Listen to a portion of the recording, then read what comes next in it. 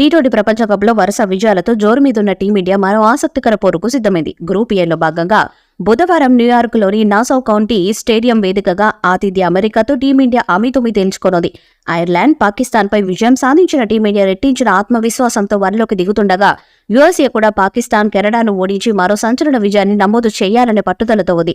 ఈ మ్యాచ్ గెలిచిన జట్టు గ్రూప్ ఏ నుంచి అధికారికంగా సూపర్ 8కు అర్హత సాధించనుంది. వర్షం కారణంగా మ్యాచ్ రద్దయితే మాత్రం పాకిస్తాన్ సూపర్ 8 చేరకుండానే టోర్నీ నుంచి నిష్క్రమించనుంది.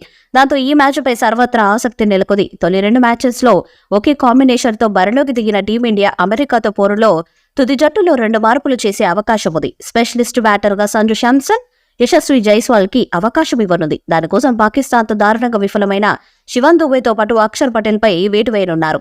శివం 2 మ్యాచెస్లో అటు బ్యాట్ ఇటు బంతితో రాణించడం లేదు.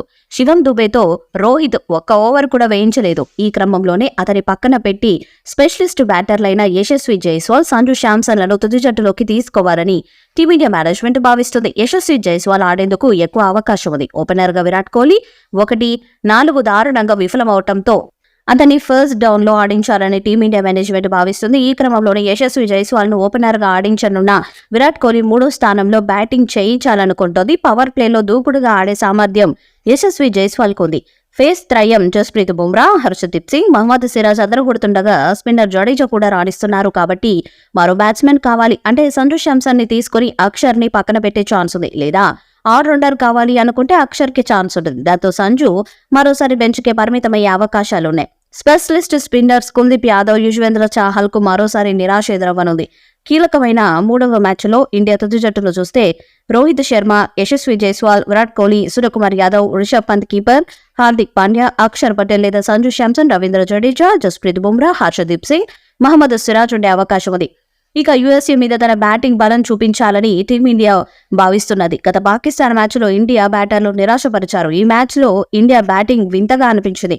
కొత్త పిచ్ అని అందరికీ తెలుసు, అనూహ్యంగా ఉంది, అంచనా ఆడడం లేదు. అయితే నిన్న మన బ్యాటర్లు ఆడిన తీరు విస్తుపోయేలా ఉంది. రోహిత్, విరాట్ అవుట్ అయిన విధానం అయితే పిచ్చు వలన కాదు, రాంగ్ షాట్ సెలెక్షన్స్ వలనే అని అర్థమైపోతుంది. తర్వాత కూడా పిచ్చు అనుకూలంగానే ఉంది.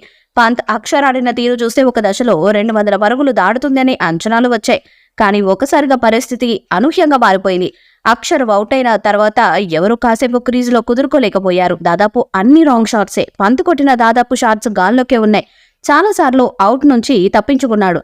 తర్వాత వచ్చిన బ్యాటర్లు కూడా మంచి షాట్స్ ఆడలేకపోయారు. 7 వికెట్ వరకు ఆల్రౌండర్లతో బలంగా కనిపించిన ఇండియా 20 ఓవర్లు ఆడలేకపోయిందంటే నిర్లక్ష్యం అర్థం చేసుకోవచ్చు. పాక్ బౌలర్స్ పోనీ అద్భుతంగా బాల్ చేసి వికెట్ టు వికెట్ బంతులు వేసి ఇబ్బంది పెట్టారా అంటే లేదు. కవ్వించే బంతులు వేసి ఈ వికెట్లు కొల్లగొట్టారు.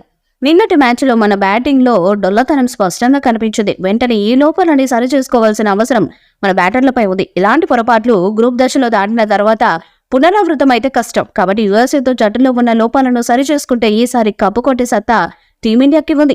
ఈ వీడియోపై మీ అభిప్రాయాన్ని కామెంట్ బాక్స్ లో తెలియజేయండి. ఈ వీడియో మీకు నచ్చితే లైక్ చేయండి, షేర్ చేయండి, కామెంట్ చేయండి. మరిన్ని అప్డేట్స్ కోసం మన ఛానల్ సబ్స్క్రైబ్ చేయండి. అలానే పక్కన ఉన్న గంట సింబల్ గట్టిగా కొట్టండి.